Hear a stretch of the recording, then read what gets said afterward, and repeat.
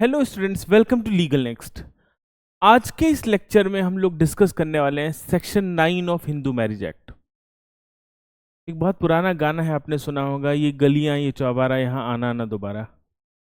तो पति या पत्नी में से कोई भी एक कह रहा है दूसरे वाले से कि या भाग जाओ, यहाँ आना मत, या अब हमको तुम्हारे साथ नहीं रहना, न गली में रहना है ना चौबारे में रहना है। तो यही क्या है, सेक्शन 9 है।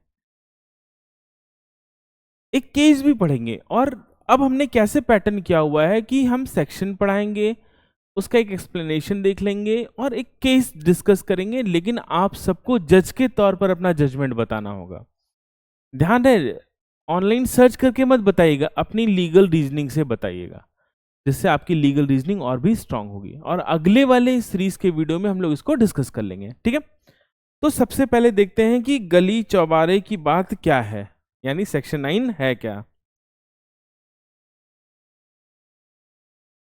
देखिए जरा टर्म्स पे ध्यान दीजिएगा, थोड़ा सा मैं स्क्रीन से हटूंगा अभी।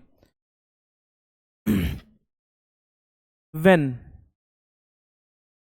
जब भी, इधर इधर मतलब कोई भी, द हस्बैंड और द वाइफ, पति या पत्नी में से कोई भी, विदाउट रीजनेबल एक्सक्यूज, बिना किसी रीजनेबल कारण के, withdrawn from the society of other, कि अब हमें तुम्हारे साथ या तुम्हारे समाज के साथ, तुम्हारे घर वालों के साथ, तुम्हारे घर में, तुम्हारे गली में, तुम्हारे चौबारे में नहीं रहना है। तो जो एग्रीव्ड पार्टी है, दूसरी वाली पार्टी है, वो अप्लाई कर सकती है कोर्ट में। कैसे?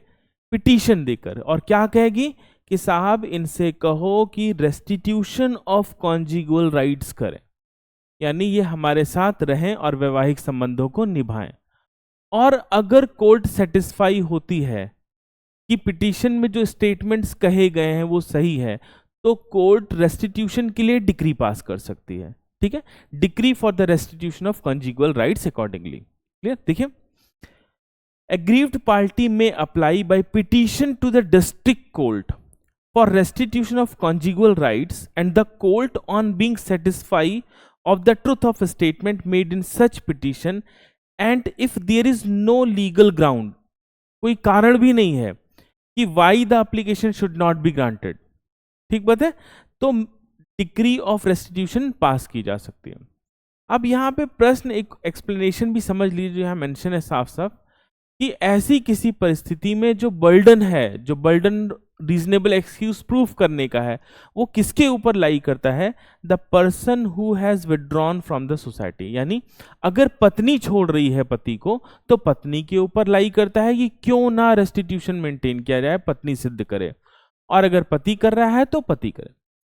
एक लीडिंग केस है स्वराज गर्ग वर्सेस केएम गर्ग का, इसको देखते हैं हम लोग। तो स्वराज गर्ग जो मैडम है वो प्रिंसिपल है एक सरकारी स्कूल में, ठीक बात है। एक जगह है वहां पे, सुनाम नाम की जगह, वहां पे प्रिंसिपल है। 12 जुलाई को दोनों की शादी होती है। बहुत ध्यान से सुनो बच्चों, सबके काम आएगा और आपको अपनी लीगल रीजनिंग से इसका आंसर देना है। तो जब शादी हुई तो उनके पति, जो पति थे, वो रहते थे दुबई में, कई दिन वहां रहते थे, कुछ कमाते वमाते थे, बट वहां उनका धंधा नहीं जमा तो चले आए दिल्ली में। और वहां पे भी उनका जो रोजगार था वो बहुत अच्छा नहीं था, उनका एम्प्लॉयमेंट बहुत सेटिस्फैक्ट्री नहीं था। तो शुरुआत में ही तय हुआ कि भैया पत्नी चूंकि गवर्नमेंट स्कूल में प्रिंसिपल है तो वहीं रहेगी और पति अपना दिल्ली में रहकर बिजनेस जमाने की कोशिश करेंगे। कुछ दिन बाद पत्नी ने पति के साथ रहने से मना कर दिया, ठीक है, कहा कि अब हम नहीं रहेंगे तुम्हारे साथ, जो भी वजह रही हो। पति ने section 9 of Hindu marriage act के तहत सहवास की पुनः स्थापना या रेस्टिट्यूशन ऑफ कॉन्जुगल राइट्स के लिए याचिका दायर करी।